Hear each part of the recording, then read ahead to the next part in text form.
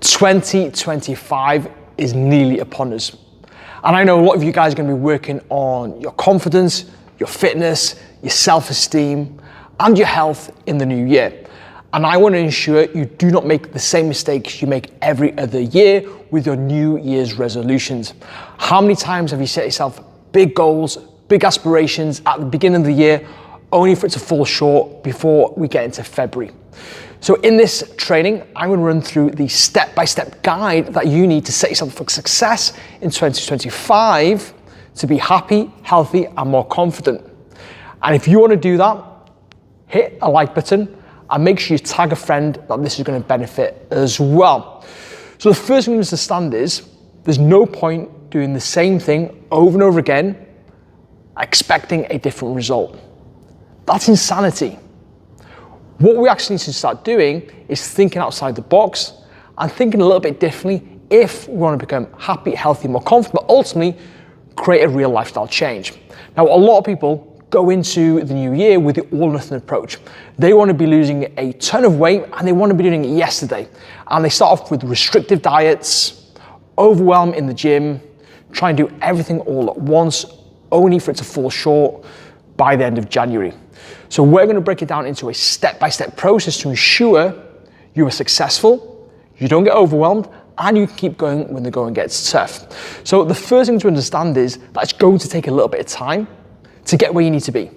Like, you didn't wake up one day out of shape, overweight, low in confidence.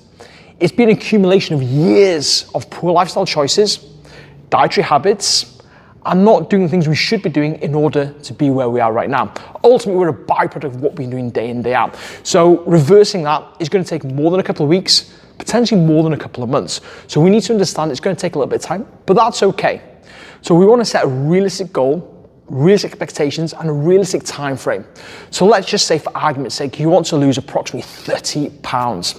Now, 30 pounds realistically is going to take you anywhere between 15 to 30 weeks. So that's going to be a good few months. And that's if we go for 1 to 2 pounds per week. And I know some of you might be saying, well, I want to be losing more than that.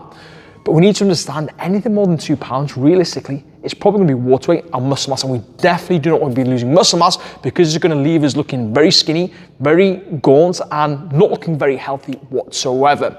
So realistically, 1 to 2 pounds per week. But what we also need to understand is we're not going to lose weight every single week. And that's okay. Because when we step on the scales, we're not actually measuring our body fat. Yes, body fat is a part of our weight, but we're measuring our bones, our organs, our food in our system, also water in our system as well. And that can fluctuate on a day-by-day, week-by-week, month-by-month basis. So we need to understand that every time we step on the scales, it isn't a true reflection of our success. So make sure, as well as setting a weight target, that you're taking some measurements, you're taking progress photos, but you're also focused on the efforts that you're putting in every single day to ensure you're going to be successful as well. And when you focus on your efforts rather than the outcomes, you're going to set yourself up for success. So number one is set a realistic target and a realistic time frame. Step number two is create a powerful fucking reason to change. Yes, you probably thought about being more confident, having more energy, setting a good example for the kids, but how many times have you said that to yourself and it's fallen by the wayside? When the going gets tough, when you're tired, when you're demotivated, when you've had a stressful day and you give in. So what I want you to do is get really clear on how it's impacting your life right now. So look at your confidence. In what way, shape or form is your confidence being impacted right now? Is it stopping you being intimate with your partner? Is it stopping you taking the children swimming? Do you take no photos of you and your kids so you're missing out on memories? Do you avoid wearing nice clothes and socializing with your friends because you're low in confidence? Is it impacting your energy where you get home from work, you're absolutely knackered, so you can't do things with the kids? Maybe it's impacting productivity and work, so you're missing out on that promotion. Maybe it's having implications to your health. Maybe you're close to developing diabetes, high risk of heart disease, stroke. But also think about the version of yourself that you want to become. Who is it you want to be? Who's that confident, vibrant, healthy person? What's that life look like? Like, are you taking photos of your kids, taking your children swimming, making amazing memories, being intimate with your partner, setting a good example for your children? Okay? Create a clear reason, a clear vision of who you want to become and why you need to do that. So when the going gets tough, you can lean into this why, and it's going to help you become that better version of yourself. from there, we need to set a realistic target in terms of our nutrition. Now, in order to lose weight, we've got to create a calorie deficit, and one of the easiest ways to do this is through calorie counting.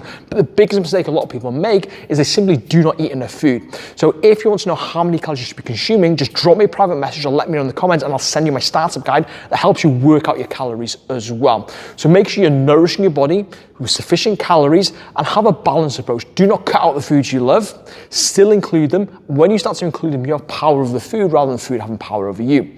Next up is your daily step target. Doing more steps on a day-by-day basis is going to be a game changer for you. You can walk your way to better health and to fat loss. And you don't have to have an extreme target. Just look at what you're doing right now and then gradually increase it. So if you're doing 4,000 steps on average, take it up to 5,000 steps. If that's manageable, increase it again and increase it to a place that you can maintain long-term and build a habit out of it. And then last but certainly not least is identify your bottlenecks. What are the things that have caused you to fail in the past? Okay, is it emotional eating? Is it high levels of stress? Is it poor boundaries in work, at home, whatever it may be?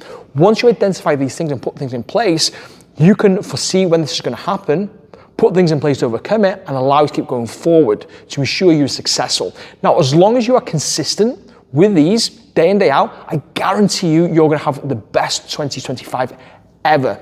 Now, that's not to say you won't slip up. You will slip up. Everybody slips up. But slip-ups are not failure. They are not final. So when you slip up, ask yourself, what can I learn from this? What has this taught me? And as long as you get back on track, learn from these mistakes, learn from these challenges, you're going to create a lifestyle change that you're going to love. You're going to be happy, healthy, and confident. And don't forget as well, if you need help putting this together, we're running a 7-day free trial inside our coaching community. If you want more information on this, just drop me a private message. I'll send you over the details, and you can get all this done for you in the next 7 days for completely free to give yourself a kickstart for 2025.